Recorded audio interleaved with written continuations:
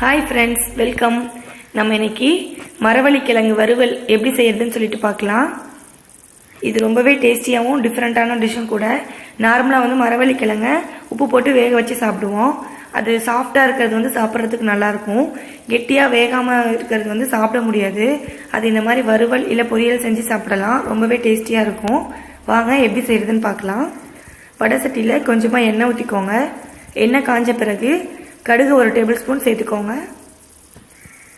கடுகு பொரிஞ்ச பிறகு உளுந்த பருப்பு சேர்த்துக்கலாம். 1/2 டேபிள் ஸ்பூன். அடுப்பை வந்து ஃபுல்லா கம்மி பண்ணிக்கோங்க. இப்போ அடுத்தது கடலை பருப்பு ஒரு 1/2 டேபிள் ஸ்பூன். ஜீரகம் 1/2 டேபிள் ஸ்பூன். சோம்பு ஒரு 1/2 டேபிள் ஸ்பூன். தாளிக்கிறதுக்கு அவ்வளோதான். அடுத்தது காரத்துக்காக வரமிளகாய் நான் 3 மிளகாய் கிள்ளி போடுறேன். நம்ம வந்து மிளகாய் தூள் சேர்த்து செய்ய போகிறோம்.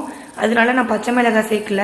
உங்களுக்கு காரம் வேணும் அப்படின்னா நீங்கள் பச்சை மிளகாய் சேர்த்துக்கலாம். 1 வரமிளகாய் நல்ல டேஸ்ட் கொடுக்கும்.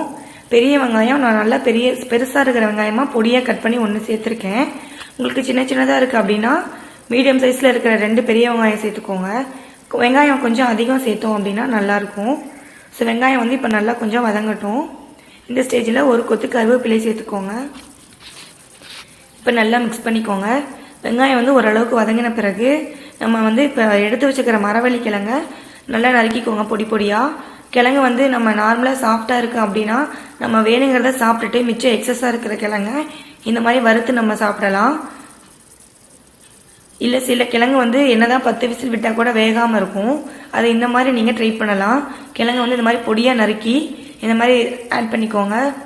நம்ம வந்து சப்பாத்திக்கு தோசைக்கு சாதத்துக்கு பொரியல் மாதிரி இல்லை வெறுமனே ஸ்நாக்ஸ் மாதிரி கூட சாப்பிட்லாம். ரொம்பவே டேஸ்டியாக இருக்கும். இப்போ வந்து நம்ம கிழங்கு உப்பு போட்டு வேக வச்சுருப்போம். இது நம்ம வதக்கும் போது வந்து பத்தாது. ஸோ கொஞ்சமாக வந்து நம்ம உப்பு சேர்த்துக்கணும். இப்போ வந்து ஓரளவுக்கு கிழங்க வந்து வெங்காயத்தோடு மிக்ஸ் பண்ணியாச்சு. இப்போ மஞ்சள் தூள் 1 டேபிள் ஸ்பூன் சேர்த்துக்கோங்க. அடுத்தது வீட்டில் அரைச்ச குழம்பு மிளகாத்தூள் நான் 1 டேபிள் ஸ்பூன் சேர்க்குறேன்.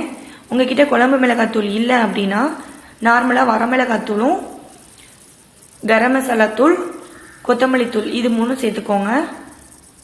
இப்போ வந்து நல்லா மிக்ஸ் பண்ணிக்கோங்க. ஃபுல்லாக கிழங்குல வந்து மசாலா இறங்குற மாதிரி பாருங்க. இப்போ ஃபுல்லாக நல்லா மிக்ஸ் பண்ணிட்டேன். இப்போ வந்து நம்ம உப்பு வந்து கொஞ்சமாக தூள் உப்பு சேர்த்துக்கலாம். ஒரு 1/2 டேபிள் ஸ்பூன் அளவுக்கு. இப்போ நல்லா மிக்ஸ் பண்ணிக்கோங்க.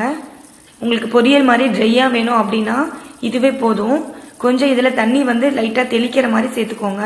ஒரு 1/2 கிளாஸ் அளவுக்கு. அப்போ தான் நம்ம மஞ்சள் தூள் உப்பு மிளகாத்தூள் எல்லாமே கிழங்க ஒன்றா மிக்ஸ் ஆகி சாப்பிட்றதுக்கே நல்லா டேஸ்டியாக இருக்கும். ஸோ அதுக்காக தண்ணி விட்டு நல்லா மிக்ஸ் பண்ணி ஒரு 5 மினிட்ஸ் அடுப்பில் வச்சுருங்க. அவ்வளோதான்.